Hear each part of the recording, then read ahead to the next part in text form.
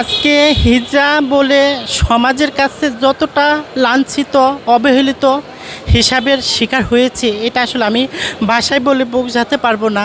চটপটি ফুচকা জালমুড়ির দোকান দিছে অনেকে, আমি হিজড়া বলে সেখানে অনেক কাস্টমার আসতো না। আমি আল্লাহর বান্দা নবীর উম্মত, আমি মানুষ, এজের মানুষ। আমি আজকে আমার দিকে মানুষে দেখা যাচ্ছে একটা আমাকে দেখলে পাশ কেটে হেঁটে যাওয়ার চেষ্টা করে, আমাকে দেখলে মানুষে ইগনোর করে, আমাকে দেখলে মানুষে কেমন যেন অবহেলার চোখে তাকায়। কেন ভাই? আমি তো আপনাদেরই সন্তান, আমাকে একটা কর্ম দিতে চাই, অবশ্যই আমার সাথে যোগাযোগ করার মাধ্যমে আমার মোবাইল নাম্বার, আমার তার কোনো অপশন নাই। তো মোবাইল নাম্বারটা আমি বলছি 01988145608। আমার শিক্ষাগত যোগ্যতা, আমি ক্লাস 10 পর্যন্ত পড়েছি। এই জাতীয় প্রেস ক্লাবের সামনে কেন আসছেন? আমার নাম নয়নমণি হিজড়া, আমি একজন থার্ড জেন্ডার। আমি দীর্ঘদিন যাবৎ হিজড়াদের সাথে আমি নিয়োজিত ছিলাম, আমি হিজড়া পেশা কালেকশনের সাথে নিয়োজিত ছিলাম। কিন্তু আমি মনে প্রাণে সেই হাত পাতা খাওয়া, হাত পেতে চাওয়া, এটা আমি বরাবরই আমার কাছে খারাপ লাগতো, আমি এটা করতে চাইতাম না। কিন্তু আমি নিরুপায় হয়ে এটা আমার করতে হতো বাধ্যতামূলক। কারণ আমার এবং আমাদের কারোরই কোনো হিজড়াতে কোনো কর্মসংস্থান নাই। তাহলে আমরা কি করে বাঁচবো?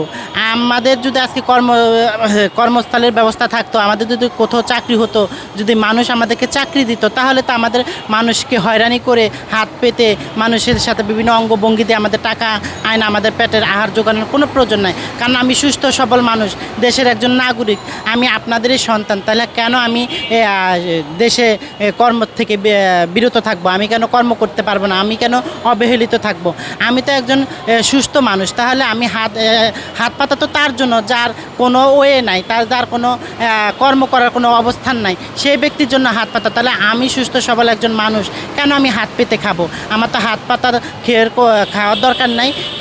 কিন্তু আজকে যদি দেশবাসী এবং দেশের সরকার যদি আজকে আমাদের কথা চিন্তা করতো, আমার কথা চিন্তা করতো, তাহলে অবশ্যই আমাদের কোথাও না কোথাও একটা কর্মের ব্যবস্থা থাকতো। মানুষ মনে করে আমরা শুধু বুঝি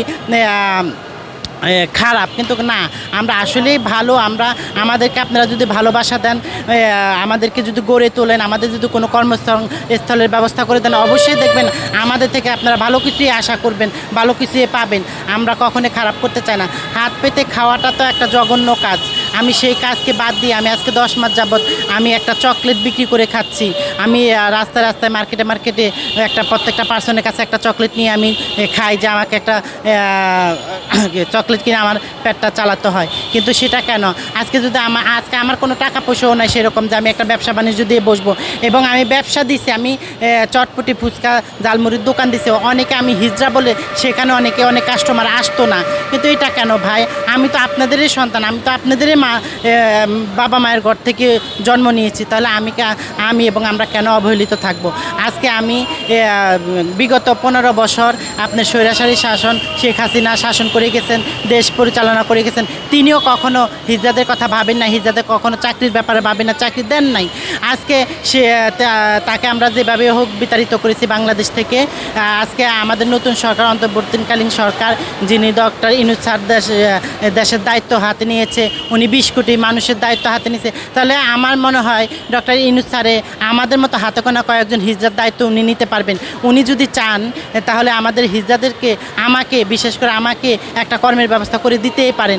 আজকে নতুন বাংলাদেশে নতুন কিছু হচ্ছে, সেই নতুনের সাথে আমরাও নতুনভাবে জীবনযাপন করতে চাই। মানুষের কাছে আমরা মাথা উঁচু করে হিজড়া দাঁড়াতে চাই। বিশেষ করে আমার আসলে এখন এই মুহূর্তে একটা বিশেষ কাজের প্রয়োজন, বিশেষ কর্মের প্রয়োজন। আমি কর্মের তাগিদে আমি আজকে প্রেস ক্লাবের সামনে এসে সাংবাদিক ভাইদের মুখোমুখি হয়েছি। আমি সাংবাদিক ভাইদের মাধ্যমে আমি দেশবাসীর কাছে, সরকারের কাছে আমার এই আহ্বানগুলো তুলে ধরতে চাই। তিনি যেন অবশ্যই আমাকে একটা চাকরির ব্যবস্থা করে দেন, দেশবাসী যেন আমাকে একটা কর্মস্থলের ব্যবস্থা করে দেন। কারণ আমি হাত পেতে খাই না, আমার কোনো ওয়ে নাই, আমার কোনো কিছু নাই। কিন্তু আমি কি করব? আমি তাহলে মরে যাওয়া, আত্মহত্যা করা ছাড়া কোনো উপায় নাই।